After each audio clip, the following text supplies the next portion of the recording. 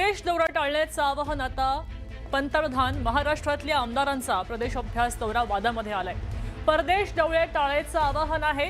नरेंद्र मोदींनी परदेशवारी टाळण्याचं आवाहन केलं, तर दुसरीकडे महाराष्ट्राचे आमदार परदेश दौऱ्यावर 15 पेक्षा जास्त आमदारांचा जपान दौरा होतोय। विधानसभा अध्यक्ष राहुल नार्वेकर यांच्या नेतृत्वामध्ये जपान अभ्यास दौरा विधान भवनाच्या आमदारांचा 23 तारखेपासून होतोय। 2 तारखेपर्यंत जपान दौरा आहे आणि मोदींनी केलेल्या आवाहनावर आता परदेश दौरा नियोजित केलाय। आपल्यासोबत राहुल झोरी जोडले गेलेत। राहुल, आपण पाहतोय की आमदारांचा जपान दौरा होतोय, नेमका हा दौरा कधी होणार आहे, यासाठी किती खर्च होऊ शकतो आणि आता पंतप्रधानांनी काल केलेलं जे आवाहन होतं त्या आवाहनानंतर हा प्रश्न उपस्थित होतोय। महाराष्ट्र विधानसभेकडून दरवर्षी आमदार आणि काही महत्त्वाच्या लोकांचा अभ्यास दौरा हा नियोजित असतो।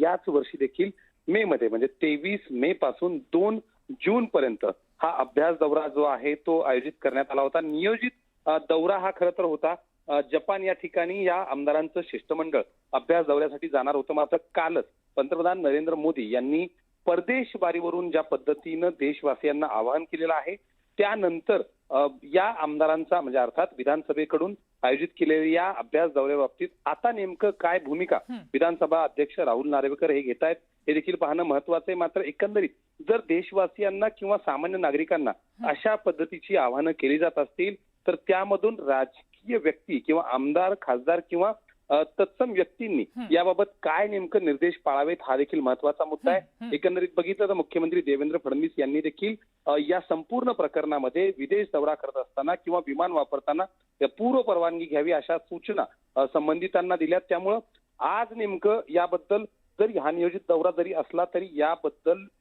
विधानसभा अध्यक्ष राहुल नार्वेकर हे नेमकी काय भूमिका घेत आहेत, पंतप्रधानांच्या आव्हानानंतर देखील हा दौरा असाच कायम राहतोय का हे देखील पाहणं तितकंच महत्त्वाचं आहे। नक्कीच राहुल, धन्यवाद सविस्तर माहितीसाठी। तेव्हा आता नार्वेकर नेमकी भूमिका काय घेत आहेत हे पाहणं अत्यंत महत्त्वाचं आहे।